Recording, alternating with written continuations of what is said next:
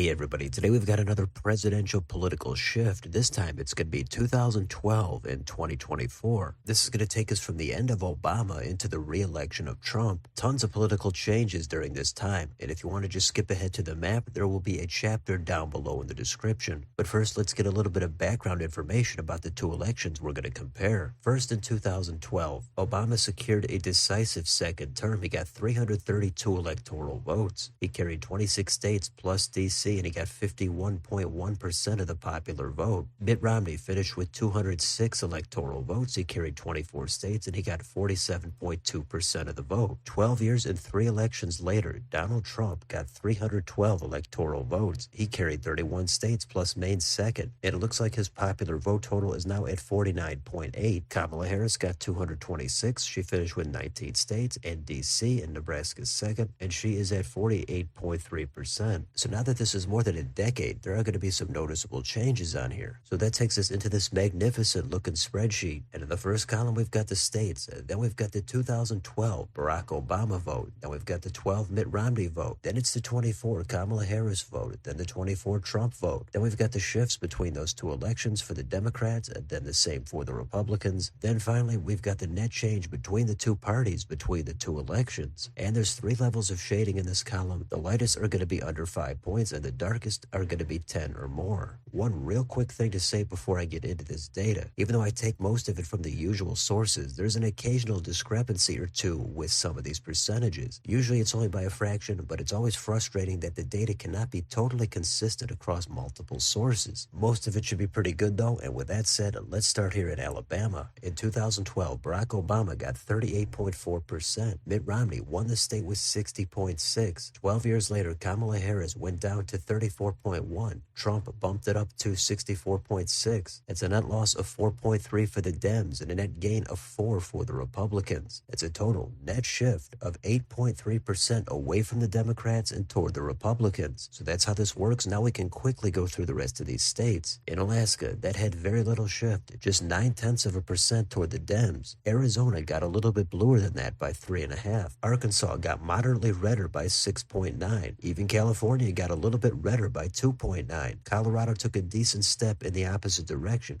5.6% toward the Dems. Connecticut got redder by 2.9%, Delaware by 3.9%, and Florida, a massive red shift there by 14%. Georgia, we know that state has moved toward the left, and in this, it did so by 5.6%. Hawaii, that's a blue state, but that had the biggest red shift out of all the states. Obama has a connection to that state, but it's since shifted a massive 19.7% toward Trump and the Republicans. Idaho moved toward the right by 4.8%. Illinois, Obama's home state, moved toward the GOP by 6%. Indiana, even redder by 8.7%. And Iowa, that's a state Obama won twice, that moved a very significant 19 points toward the right. Kansas, on the other hand, shifted bluer by 5.4%. Kentucky swung toward the right by 7.9%. Louisiana by 4.8%. And Maine by 8.4%. In Maryland, it got bluer by 2.4%. Massachusetts, and even 2%. But Michigan swung double digits, 10.8% toward the Republicans. Minnesota moved in that direction, but by a lesser 3.5%. Mississippi, a lot of movement there toward the right by 11.4%. Missouri, just a little less than that at 9.1%. And Montana, a little less than that at 6.3%. Nebraska took a small step toward the Dems by 1.2%. Nevada, a big lurch toward the right by 9.8%. New Hampshire, a little bit redder by 2.7%. New Jersey, a major 11.9% shift toward the Republicans. New Mexico, same direction, but by a smaller 4.2%. New York had another colossal red shift of 15.7%. North Carolina, just a little bit redder by 1.2%. North Dakota, massive movement there toward the right by 16.9%. Ohio, that's another state that Obama carried back in 12, but since then it moved a whopping 14 points toward the right. Oklahoma, a tiny amount of red movement there by 0.7%. Oregon had a little bit of blue movement by 2.3%. Pennsylvania, another Rust Belt state, moving noticeably toward the right by 7.1%. Rhode Island swung hard toward the Republicans by 13.8%. South Carolina, about half that at 7.3%. South Dakota was a little bit more than that at 11.2%. And Tennessee, a little less at 9.3%. How about Texas? Well, that state got a little bit bluer, but it wasn't by much. It was by 2.1%. Utah, that's a state that Mitt Romney was from back in 12. And that's a factor in this state having the biggest shift out of all the states. That got a lot bluer by 26.7%. In Vermont, that's a blue state state, but it got a little bit redder by 4.1. Virginia, a little bit bluer by 1.3. Washington by 3.4. West Virginia back toward the right by 15.3. In Wisconsin, another state that has moved away from the Dems, that got redder by 7.8. In Wyoming, that moved an even 5 points toward the GOP. Then we've got Washington, D.C., and that was almost totally stagnant, just 0.2 toward the Dems. And there's your national popular vote movement,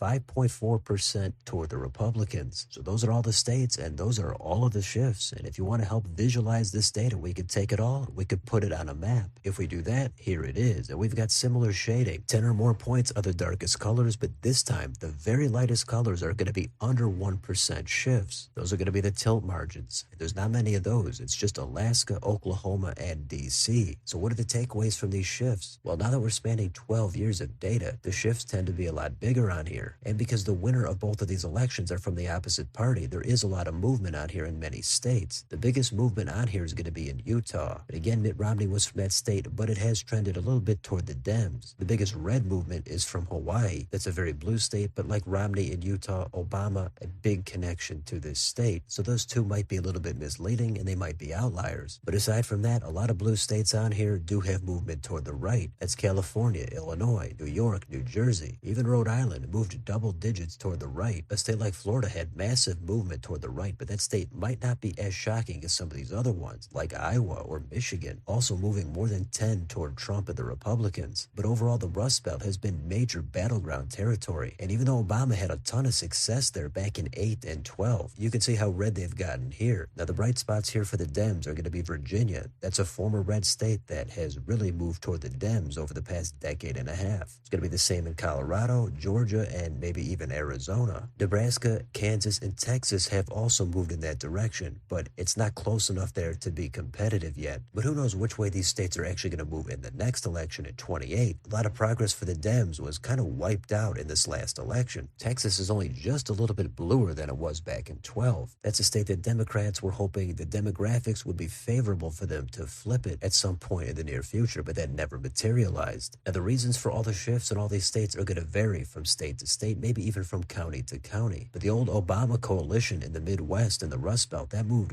very hard away from him after he won many of those states 2 times. But even many states in the Northeast have gotten a little bit redder, although plenty of these states are voting at least 5, many of them 10 or more points for one party or the other. So they're not exactly close to competitive. So I think it's always fun to take a look at where the movement is. Sometimes it's about the candidates themselves. Sometimes it's about the national environment. There's always a bunch of stuff that goes into each election. So I'm not going to look too hard into the numbers, but these are the shifts between 2012 and 2024. So let me know in the comments, what do you think about any of these shifts? Obviously, Republicans here had a much better shift than the Dems. Are you shocked to see that much movement post-Obama? Which states surprised you the most, and which do you think are going to continue going forward? Let me know down below on your way out. Don't forget to like, share, and subscribe. Join if you'd like to support the channel. Thanks for watching, and I'll see you next time.